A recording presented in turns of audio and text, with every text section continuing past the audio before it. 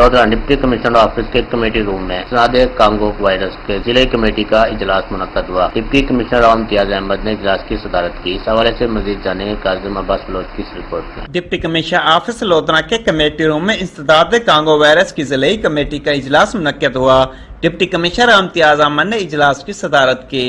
اجلاس میں additional director livestock doctor Shahzad Ali, chief executive officer health doctor Muhammad Akram Chaudhry, cattle market management کی طرف سے محمد افتخار، راشد گجر اور دیگر افسران بھی موجود تھے۔ ڈپٹی کمشنر امتیاز احمد نے افسران کو ہدایت کرتے ہوئے کہا کہ کانگو وائرس کے انسداد کے لیے ضلع بھر کے مویشی منڈیوں میں آنے والے جانوروں پر سپرے اور ان کی ویکسینیشن کو یقینی بنایا جائے۔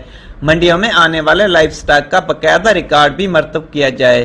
ڈپٹی کمشنر امتیاز احمد نے chief executive officer health doctor Muhammad Akram Chaudhry کو ہدایت کرتے ہوئے کہا کہ قربانی کے جانوروں کی آمد و رفت کے دوران محکمہ صحت بھی خصوصی طور پر الرٹ رہے۔ انہوں نے additional director livestock doctor Shahzad Ali کو ہدایت کرتے ہوئے کہا کہ ضلع بھر کے تمام داخلی راستوں پر جانوروں پر سپرے کر کے کانگو وائرس کے انسداد کے تمام اقدامات کو یقینی بنایا جائے۔ کیمرہ ٹیم کے ساتھ ڈاکٹر کاظم عباس بلوچ، فراز نیوز، لودھراں۔